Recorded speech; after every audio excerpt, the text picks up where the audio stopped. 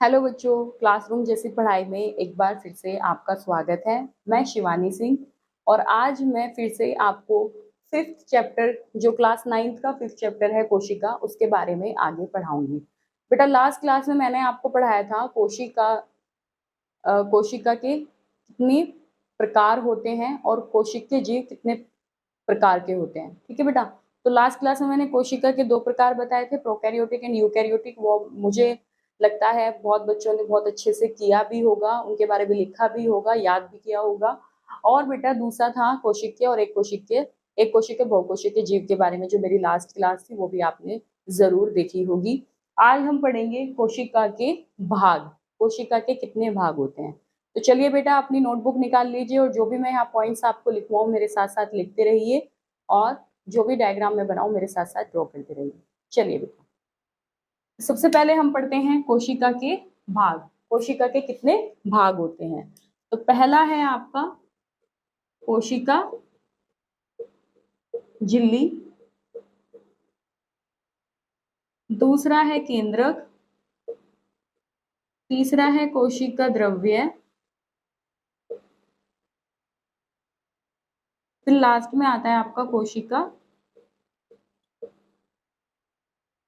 भित्ति। कोशिका अंगक भी होते हैं बेटा, लेकिन वो हम आगे पढ़ेंगे। ठीक है, ये मैं कोशिका बना रही हूँ बेटा, जो आपको आशा करती हूँ कि आपको भी समझ में आएगा। ठीक है,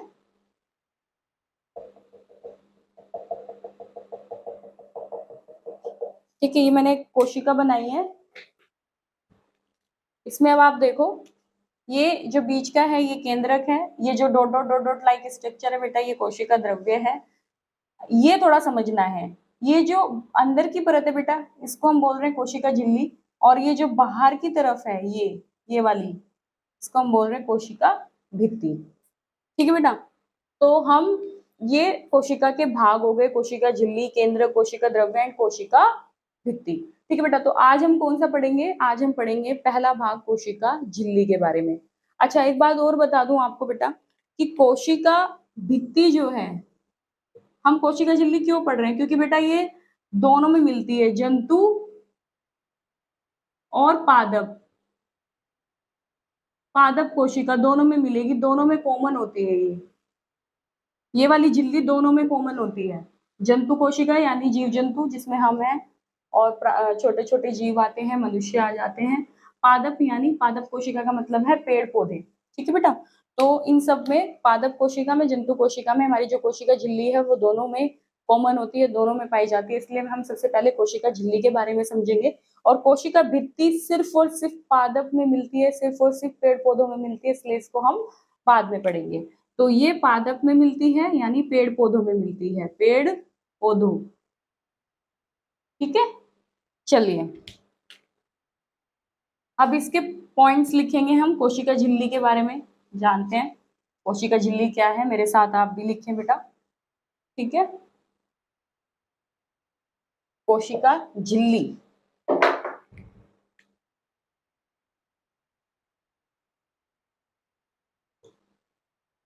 ठीक है,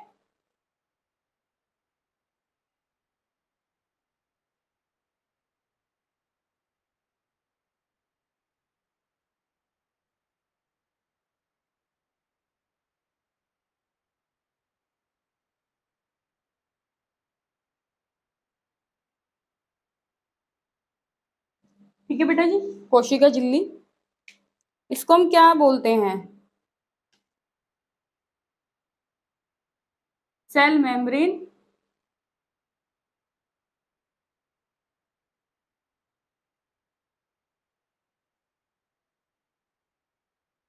प्लाज्मा मेम्ब्रेन, प्लाज्मा लेमा। ठीक है, तो बेटा ये ना कोशिका झिल्ली को, क्योंकि हम पहला पॉइंट पढ़ रहे हैं, कोशिका झिल्ली को हम इन तीन नाम से जानते हैं। ठीक है, तो पहला तो यही हो गया सेल मेम्ब्रेन। कौन कौन सा नाम हो गया? सेल मेम्ब्रेन को हिंदी में लिखेंगे हम कोशिका झिल्ली, प्लाज्मा मेम्ब्रेन को लिखेंगे प्लाज्मा झिल्ली,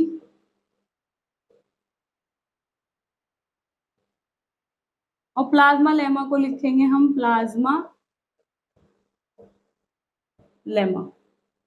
ठीक है बच्चों, तो अगर आपका एग्जाम में क्वेश्चन आ जाए कि प्लाज्मा मेम्ब्रेन किसे कहा जाता है, यानी कोशिका झिल्ली किसे कहा जाता है, तो प्लाज्मा झिल्ली किसे कहा जाता है, तो आप कोशिका झिल्ली के बारे में लिखेंगे, और प्लाज्मा लेमा किसे कहा जाता है, तो भी आप कोशिका झिल्ली के बारे में ही लिखेंगे, क्योंकि तीनों है ये एक ही चीज, लेकिन इसके तीन नाम हैं। ठीक है बेटा, जैसे हमारे ना घर पे भी दो तीन नाम होते हैं। ठीक है बेटा, कि आपका स्कूल में ओरिजिनल नेम होता है और घर पे हम कुछ और बुला लेते हैं, आपको शॉर्ट फॉर्म में नाम आपका लेकर बुलाते हैं, कोई और कुछ और नाम से बुलाता है। ठीक है, तो इसी तरीके से इसको कोशिका झिल्ली को यहाँ पर तीन नाम दिए गए हैं, तो कंफ्यूज होने की जरूरत नहीं है। अगर एग्जाम में आता है सेल मेम्ब्रेन, प्लाज्मा लेमा किसे कहा जाता है, तो बेटा आपके दिमाग में ये क्लिक हो जाना चाहिए पॉइंट कि हम कोशिका झिल्ली के बारे में ही बात कर रहे हैं। ठीक है, तो कोशिका झिल्ली के कुछ मेन पॉइंट्स हैं, वो भी लिखें जरा मेरे साथ।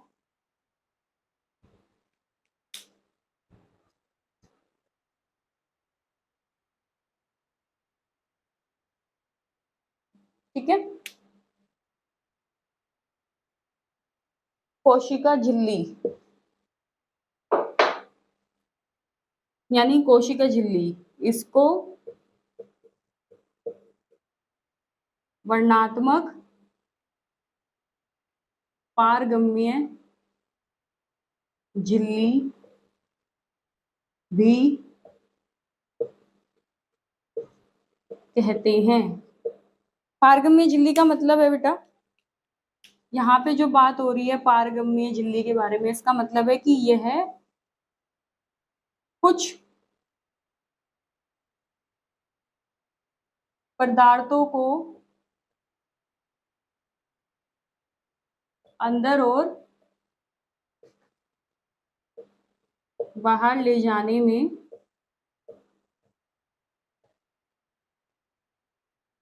मदद करती है। ठीक है,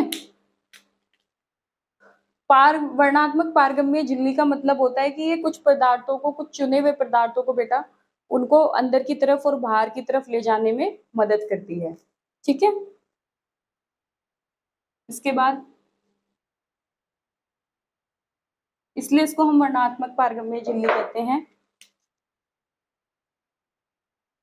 यह एक जीवित कोशिका होती है, जीवित। ठीक है, जीवित कोशिका, यह एक जीवित कोशिका है। ठीक है बेटा, ये जंतु और पादप कोशिका में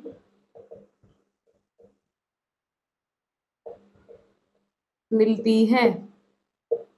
जंतु और पादप कोशिका में, दोनों में ये मिलेगी आपको। ठीक है,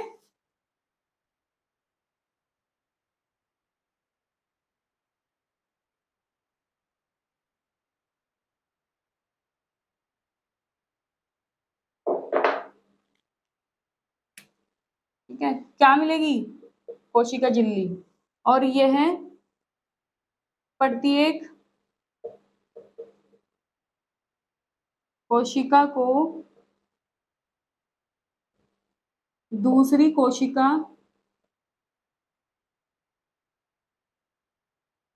द्रव्य से अलग करती है। ठीक है बेटा, और यह प्रोटीन और लिपिड की बनी होती है।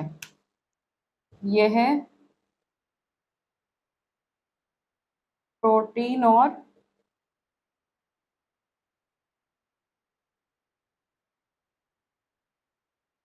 लिपिड की, प्रोटीन और लिपिड की बनी होती है। आप भी मेरे साथ लिखिए बेटा कि ये प्रोटीन और लिपिड की बनी होती है। ठीक है, तो यह एक जीवित कोशिका है और ये जंतु और पादप कोशिका में मिलती है और ये प्रत्येक कोशिका को दूसरी कोशिका के द्रव्य से अलग कर देती है। अब इसका मतलब समझिए आप बेटा, क्यों अलग कर देती है।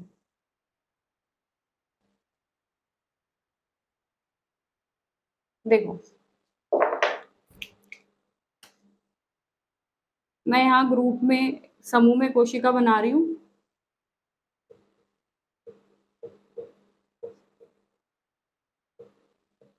ठीक है,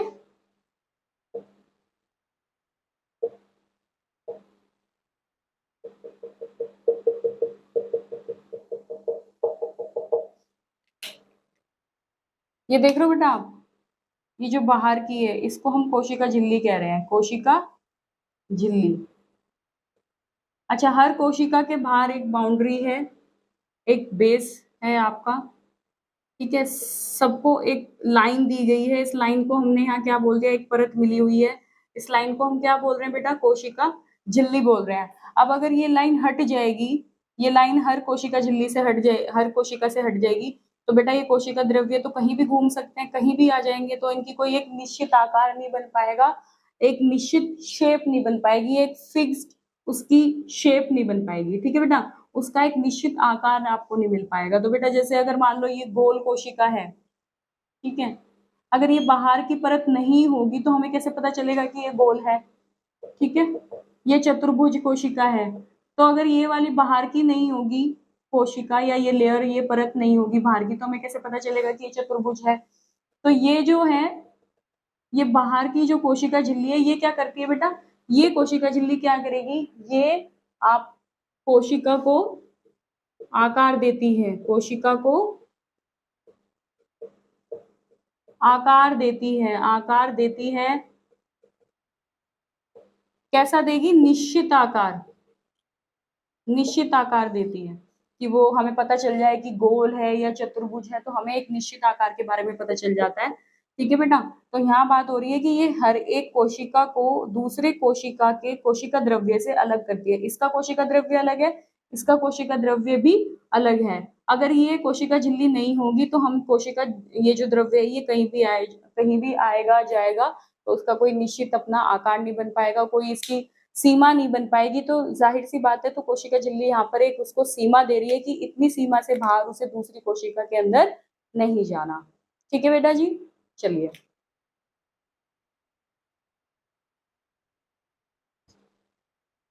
उसके बाद जीवित कोशिका तो है ही है,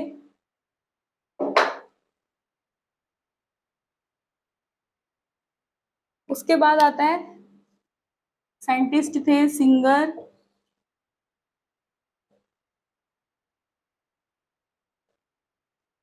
एंड निकोलसन, इन्होंने एक मॉडल दिया था, फ्लूइड मोसेक,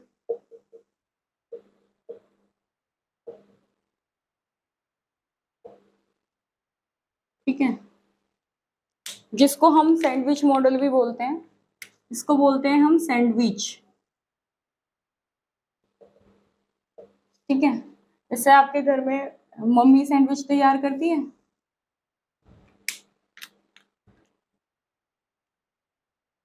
ठीक है, ये दो ब्रेड हैं बेटा,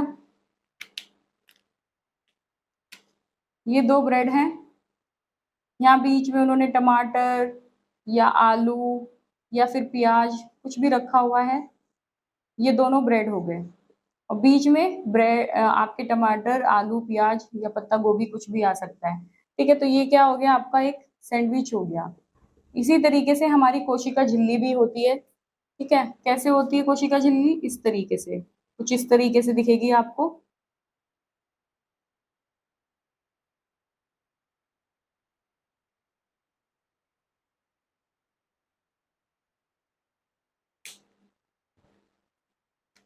ठीक है बेटा, कुछ इस तरीके से होगी।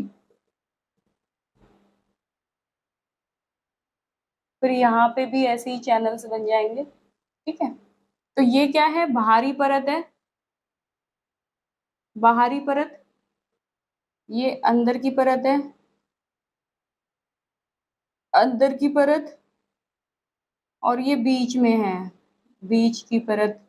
ठीक है, अच्छा, ये दोनों क्या है बेटा, इन्होंने बताया था कोशिका झिल्ली के ही बारे में इन्होंने स्टडी करी थी, सिंगर एंड निकोलसन ने इसको कोशिका झिल्ली को बताया था कि ये सैंडविच की तरह दिखता है। ठीक है, तो सैंडविच की तरह इसका डायग्राम होता है। कोशिका झिल्ली को जब आप माइक्रोस्कोप में देखोगे तो जस्ट सैंडविच की तरह दिखाई देगी आपको। ठीक है, और ये ना ये प्रोटीन से बनी होती है, इनका जो बेस है वो प्रोटीन से बना होता है। बाकी जो ये अंदर आपका दिख रहा है यहाँ पर जो भी मटेरियल होगा, जो भी यहाँ पे अणु होंगे, पदार्थ होंगे, वो सारे लिपिड के बने होंगे। किसके होंगे, किसके होंगे बेटा, लिपिड के बने होंगे, लिपिड के। ठीक है,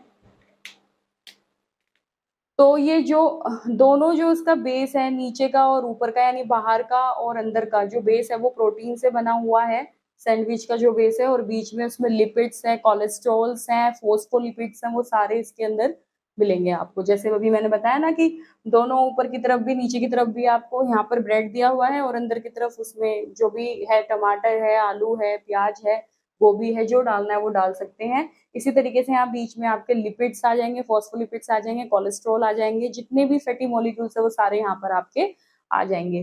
ठीक है बच्चे, तो इसलिए इसको इसने सिंगर एंड निकोलसन ने इसको फ्लूइड मोसेक मॉडल बोला कि ये सैंडविच की तरह दिखाई देता है, जो कि मैंने डायग्राम आपको बता ही दिया है।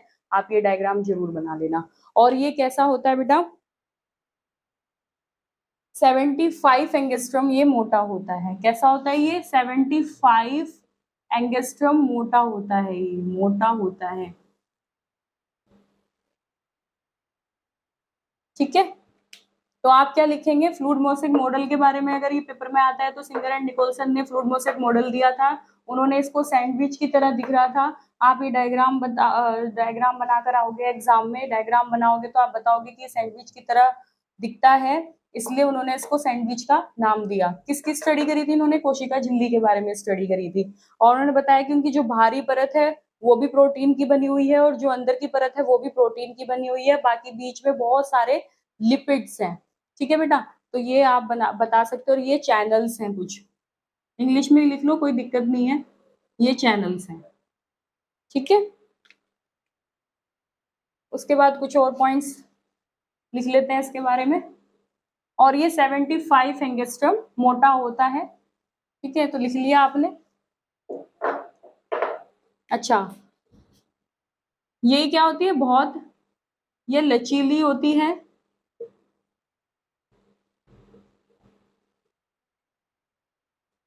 जिसको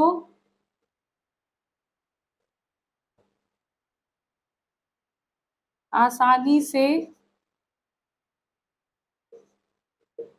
तोड़ा मोड़ा जा सकता है।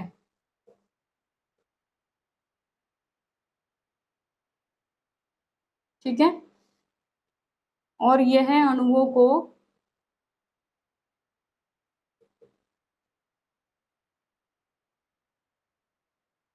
अंदर और बाहर ले जाने में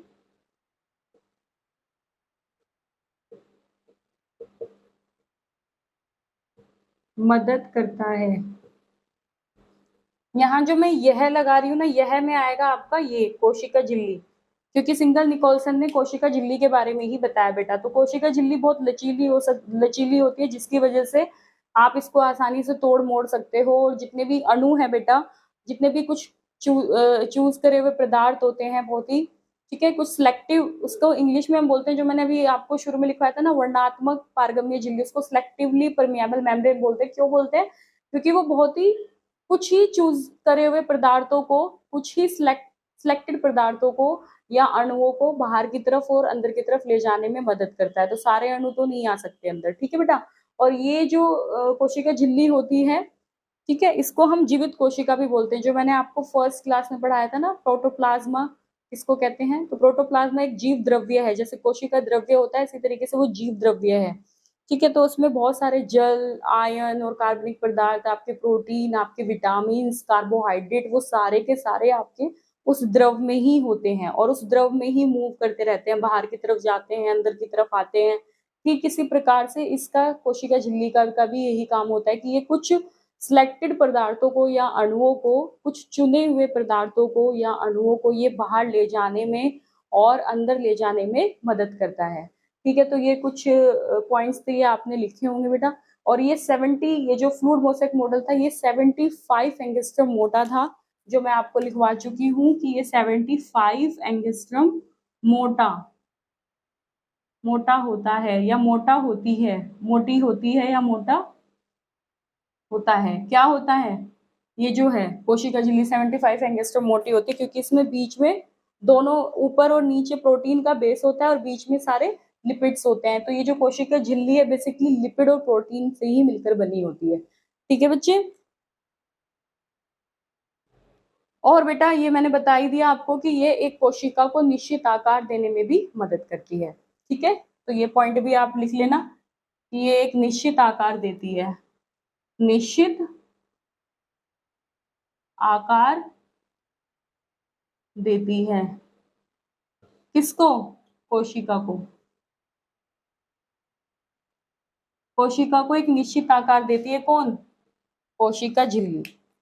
तो आज के लिए बेटा मेरी क्लास में इतना ही। आज मैंने आपको बताया कोशिका झिल्ली किसे कहते हैं, मैंने डायग्राम भी बता दिया कि सिंगर एंड निकोलसन ने इसके ऊपर स्टडी करी थी और उन्होंने वो डायग्राम बनाया था जो सैंडविच की तरह दिखा था माइक्रोस्कोप के अंदर, जिसको हमने बोला कोशिका झिल्ली। और कोशिका झिल्ली क्या करती है, कुछ सिलेक्टेड पदार्थों को या अणुओं को अंदर बाहर की तरफ ले जाने में मदद करती है। और ये हमारी इतनी लचीली होती है, फ्लेक्सिबल होती है, जिससे हम आसानी से इसको तोड़ या मोड़ सकते हैं बेटा। ठीक है, और ये एक कोशिका को दूसरी कोशिका के द्रव्य से भी अलग कर देती है, और ये हर एक कोशिका को एक निश्चित आकार देती है, चाहे तो वो गोल हो, चाहे वो चतुर्भुज हो, चाहे वो किसी भी शेप में हो, तो ये कोशिका को एक निश्चित आकार भी प्रदान करती है।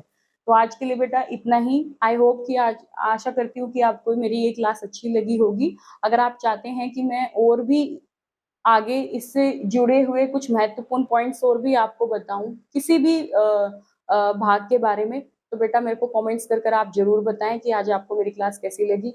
और दूसरी बात, मेरे चैनल को या मेरी क्लास को सब्सक्राइब, लाइक एंड शेयर करना ना भूले बेटा, ताकि फिर मुझे भी पता चले कि कितने बच्चों को मेरी क्लास अच्छी लग रही है। तो मेरी क्लास को आप सब्सक्राइब जरूर करें। धन्यवाद बच्चों।